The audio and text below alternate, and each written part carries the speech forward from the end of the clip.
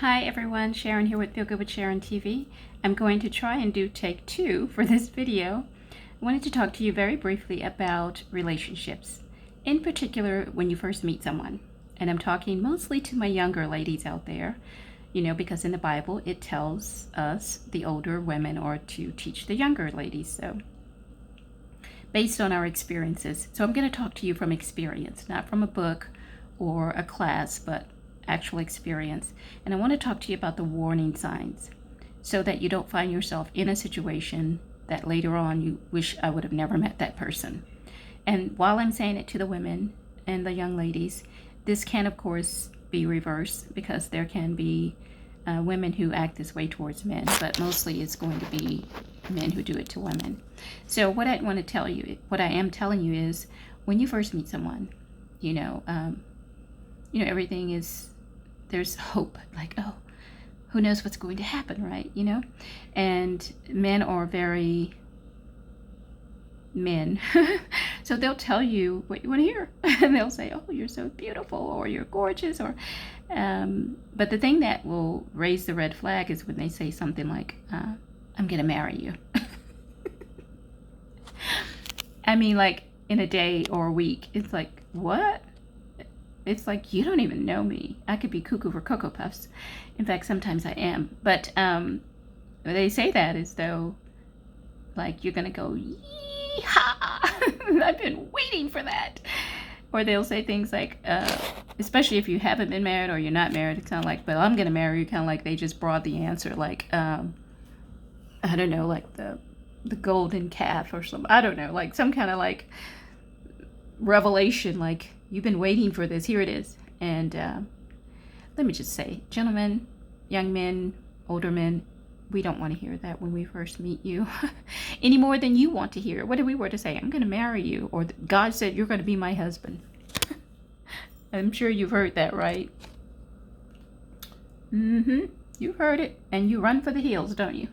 So you don't want to hear it, and neither do we, because after all, you don't even know the person. You have to give the person a minute to show who they are and to tell you who they are, because if you listen, they are going to tell you.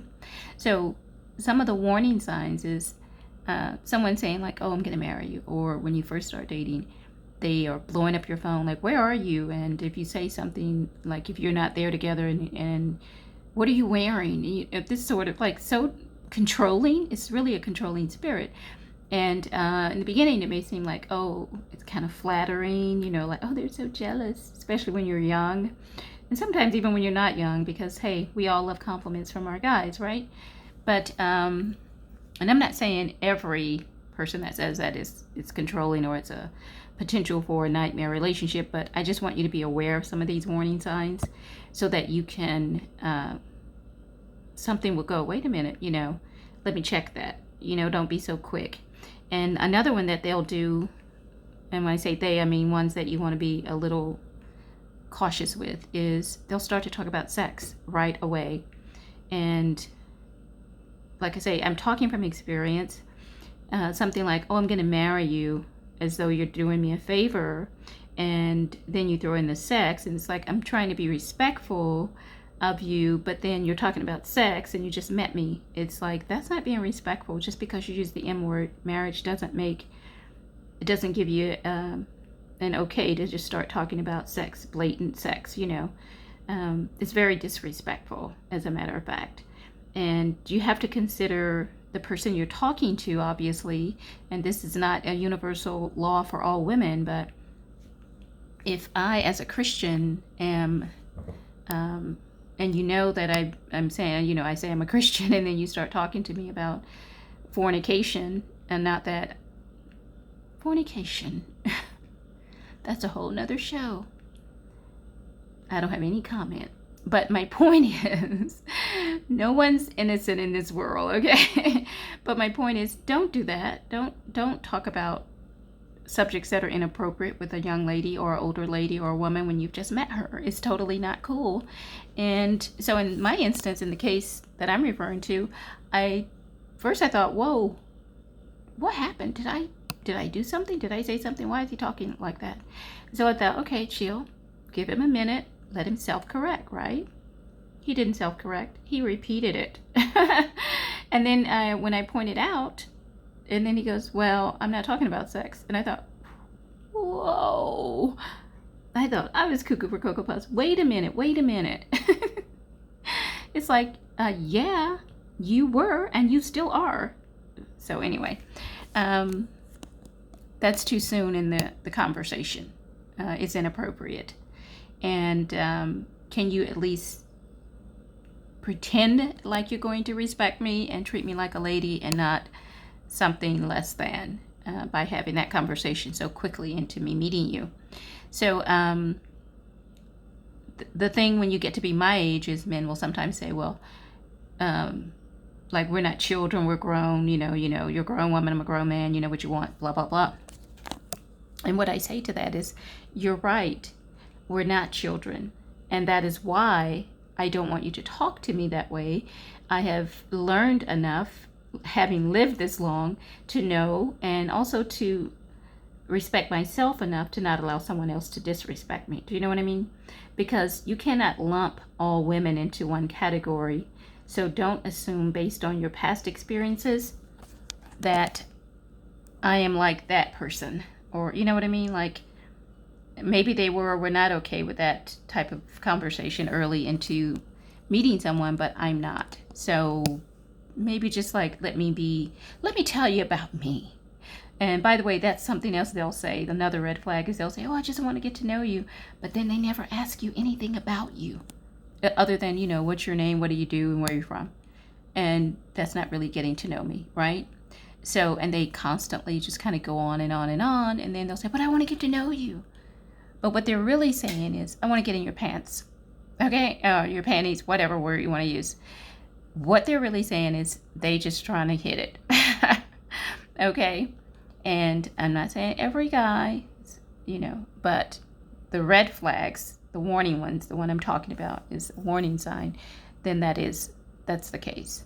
So, you know, I don't know what's happened in the world where it's okay to just, you know, like, I know back in the 70s and the 80s, you know, people were like very promiscuous, but you had to kind of, growing up, it wasn't that way in my world, because first of all, I had a fear of God and a fear of my mother. So it was like, that was never going to happen. But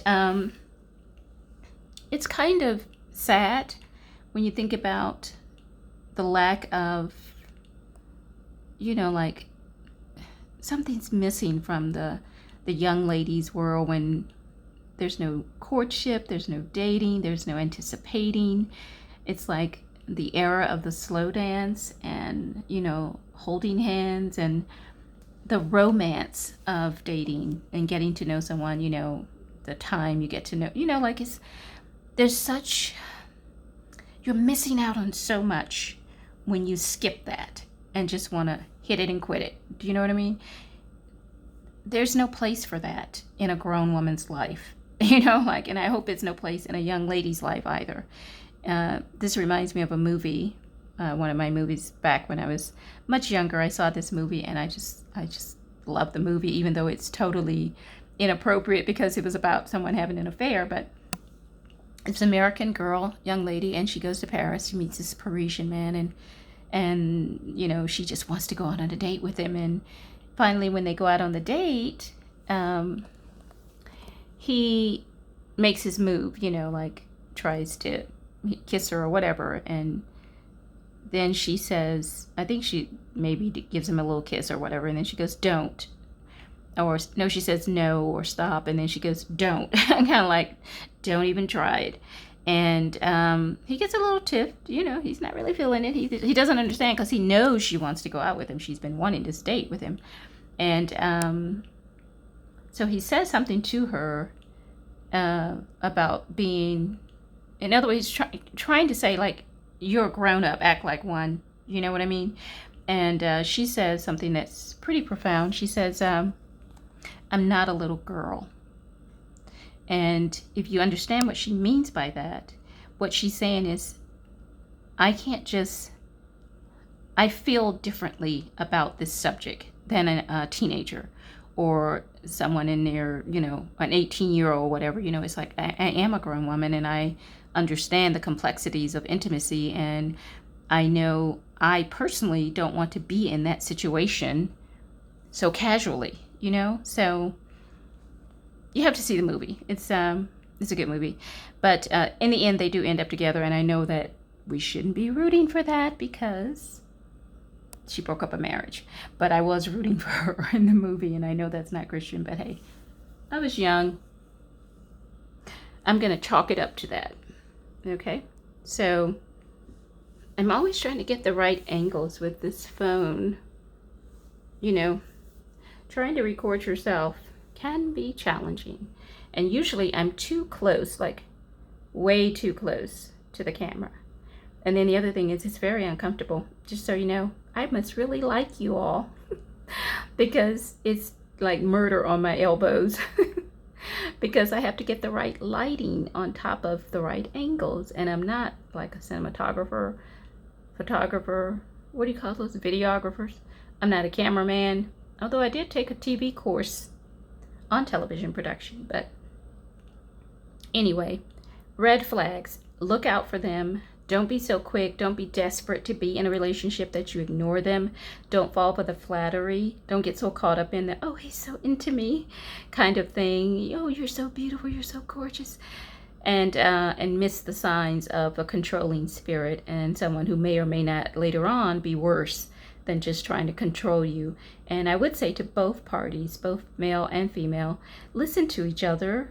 When you say you want to get to know someone, listen to what they have to say. Be inquisitive, ask questions, act like you're interested, or at least pretend or something. I don't know, just don't just say I want to get to know you and really you don't. You just really have another agenda. So and that goes both ways, by the way. Again, with the angles, and I look very greasy too. Don't tell me, because I already know. But I'm too deep into this video to do anything about it because I'm ready to have dinner too. That's the other thing. Man, I must really like you all. So, but I wasn't going to do this video, but it kept pressing on me. And you know how sometimes something can happen to you and you can take it one of two ways. You can allow it to ruin the mood, the moment, the day. Or you can say, you know what, this is a teachable moment. I'm going to take this and I'm going to turn it around. And as Christians, as believers, we say what Satan meant for evil, God will take it, turn it around and use it for good. Well, you can do the same thing every day. If someone says something or does something and it seems to like you start to get in a bad mood about it, or in this case, if it's a relationship and you start to think, well, what did I do? Because it's so easy when you're in that kind of a relationship, you will feel guilty. You really will. You'll start to feel like you're doing something wrong. And that's part of the manipulation. It's like, you're not doing anything wrong, dear. That's on them. But it happens and you don't even realize it's happening. It's like all of a sudden you're apologizing all the time and you're trying to avoid stepping on their toes, and it's like walking on eggshells, and it's a red flag. Warning, get out now.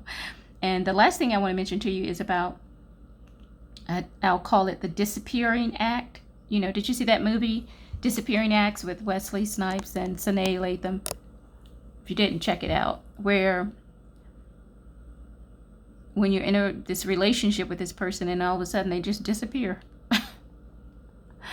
It's like, who does that? What is going on? What is going on in this world? It's like, who does that? It's like, you think it's over and then all of a sudden they come back like nothing's happened. Like, wait a minute. This is not the 70s. This is not the song about it's 5 o'clock in the morning and I'm just getting in. A voice sweet and low says, who is it? She opens up the door and let me in. Never once does she say, where have you been? She said, are you hungry? Did you eat? No, we're not going to say that. We're going to be like, where have you been? I mean, what in the world's going on? You've been gone for 2 weeks, 3 weeks, a month, and you said nothing and you think this is still a relationship? It's like, who Who does that? Why would you do that? Why would you think? It's like the person's worried about you. They're wondering, are you alive? Like, what happened to this? I don't know. I don't know who came up with that idea that just disappearing would be a great motivator. Maybe they think it's absence make the heart grow fonder. No, it doesn't. I just think it's selfish and self-centered, and that's not the way to be in a relationship with someone, because that person, if they care about you, then they're concerned about you and they're trying to figure out what's going on. They're thinking, did they do something wrong, even though they know they didn't? And it's another form of that control, that manipulation, and someone not getting their way, and they throw a temper tantrum and you don't go along with it, then they disappear. It's like, I guess you're gonna have to take a page from Good Times and JJ. Okay, I know you all know what I'm talking about if you're black. when their neighbor brought the meatloaf, remember they thought she was eating dog food? And that's not funny, but this episode of Good Times is very funny because Florida and them invites her over for chicken, and she goes, well, she shows up with the meatloaf. Do you remember that? And so she's like, well, if you all don't eat the meatloaf, like, if we're not having the meatloaf, I'm not going to stay. So basically it's like, you all have the meatloaf or I'm going to leave. And JJ goes, bye.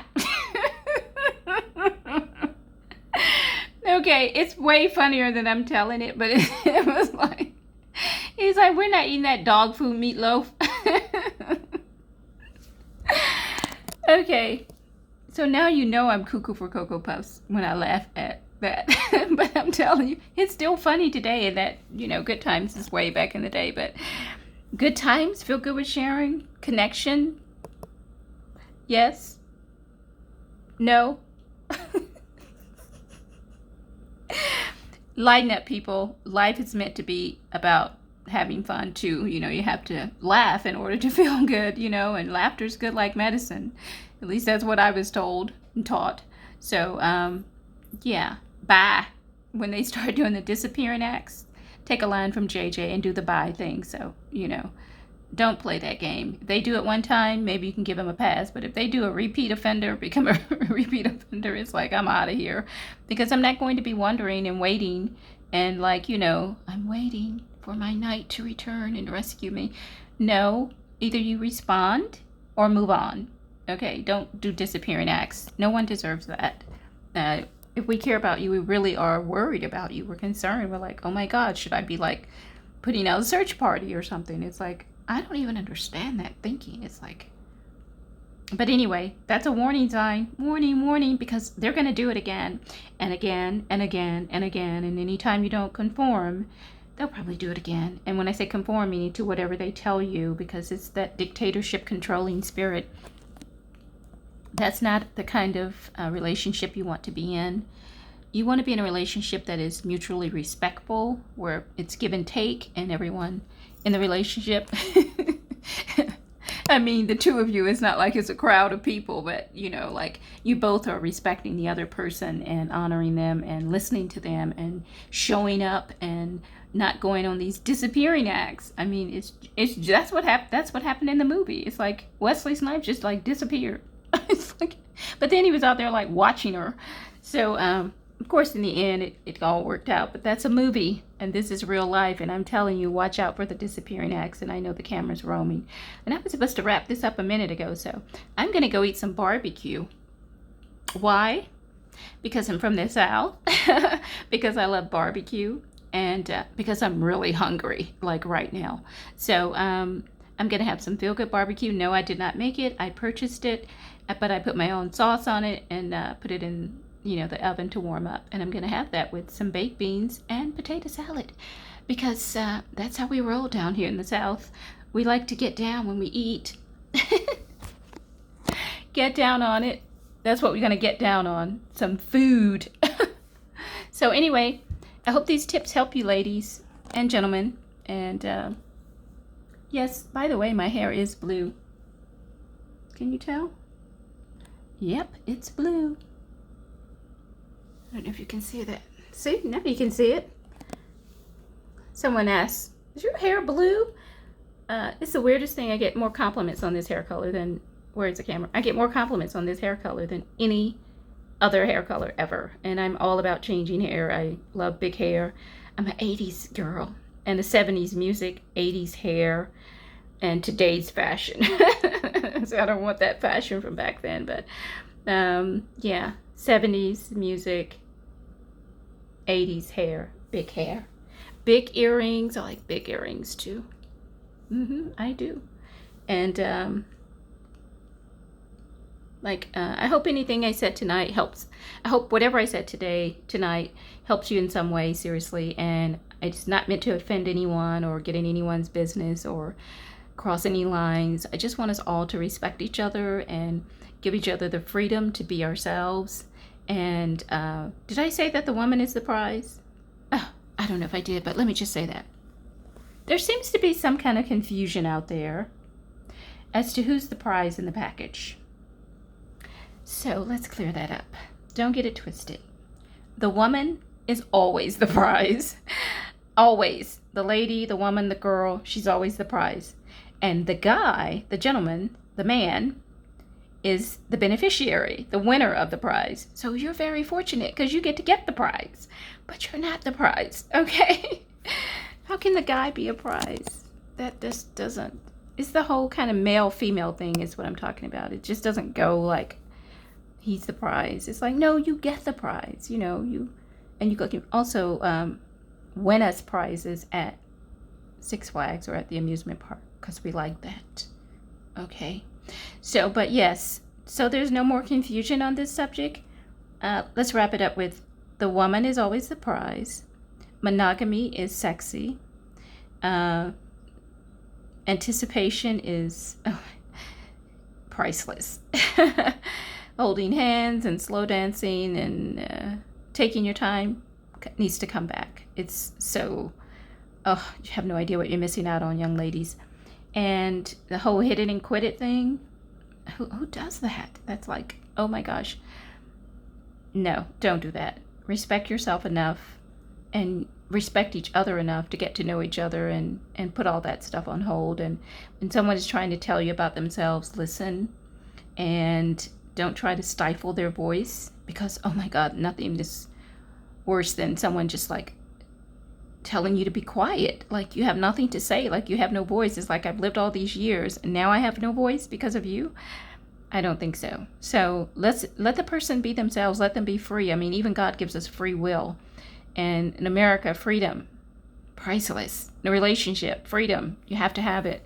Yes, you make sacrifices for each other. Yes, you give and take, but don't shut me down like that. I have something to say. Are you going to listen to me? Because if you're not, then you can go your own way. I think we have to listen to each other more. That's the other thing. You have to listen. And when someone is telling you something, really listen. Because they're opening up their soul to you. And then you go, oh, just be quiet, oh, girl. And not the all girl like the Ohio Players. Oh, girl. You know how they sing. Which I love the Ohio Players. But it's not like that. It's like, I'm just, you don't know what you're talking about. And that's a huge turnoff to women. So don't ask us to be quiet and just shut up. There are times when we do need to watch it though, girls. Okay, sometimes we need to back it up. And not wobble baby, back it up. I mean, we need to like be quiet.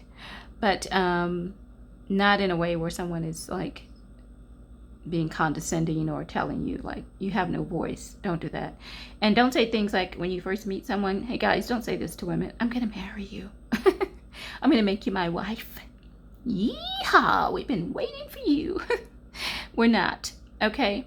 And get to know the person. You may not even want to marry that person. You can't just go on what someone looks like either. I understand the physical attraction thing. You have to be attracted to someone. I get that. Sometimes though you become attractive, the person becomes more attractive after you get to know them. And you see them in a different light. That is true. And I know women, we're more likely to do that with men than men are to do it with us. But it's not just, I mean, the person can be beautiful, but they can be not the kind of person you want to be around. Selfish, self-centered, rude. You just like not the kind of person you want to be in a relationship with. So you can't just go on what someone looks like. And remember, if they're, when it comes to that kind of talking about sex and giving it up, if they do it with you, they probably will with a lot of other people too. So you might want to think about that. Now, if it's some kind of a test, which I'm sure it's not, then that's one thing. Don't test me. You know your mothers used to say that, right? Don't test me. So don't test us. Usually it's not a test. It's like they're just trying to see if they can get some. So, but don't do that, because who wants that? It's like, and if you're doing it with, if she's doing it with you, she's doing it with everybody else. But also, if you're doing it with her, you're doing it with everyone else too. And you want us to be pure and all that stuff. And we want the same. Okay? We're not talking extremisms, but I mean, you know what I mean. So, I hope this helps. Hope I didn't offend anyone. If I did, I'm sorry. It wasn't meant to be that way. Don't get any of it twisted. But remember, the most important thing is the woman is the prize. Don't say I'm going to marry you when you first meet. Don't talk about sex on the first phone call. And don't do the disappearing acts. Oh my God, don't do that. And if we say no, we mean no. Back it up. Don't. Okay? And of course, listen to each other, respect each other, honor each other, support each other, love each other, cherish each other. You know, we've only just begun. Okay. I told you I couldn't sing.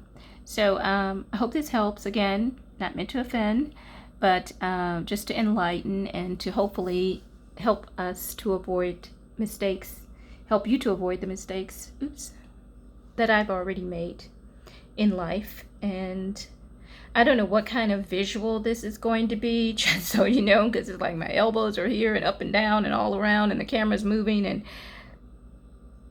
maybe just listen and don't look. And also, you know, I could go for some like lemonade, my famous lemonade right about now. So, because like I say, the blood sugar is probably low. Okay, so I'm gonna go, y'all. Y'all, that's my southern voice. My southern voice. I only have one voice. Sometimes I'll throw in these accents, but I only have one voice, so. But I really do hope this helps you. I hope you'll tune in again for another subject that I'll be tackling, because I'm going to tackle everything. I'm going to talk from experience, from, I mean, this type of thing, like relationships and having made wrong choices, to, are you still fat? Are you on another diet? That's going to be another one I'm coming up with, because I have a new movement I'm going to start. It's called Stop Dieting. And because I've been on and off of diets for I don't even know how many years. And the weird thing about diets is I would be on and off the diets, and I was the only one that was still fat. And all of my sisters and other people, they're not on the diets and they're not fat. It's like, something wrong with that picture, Sharon.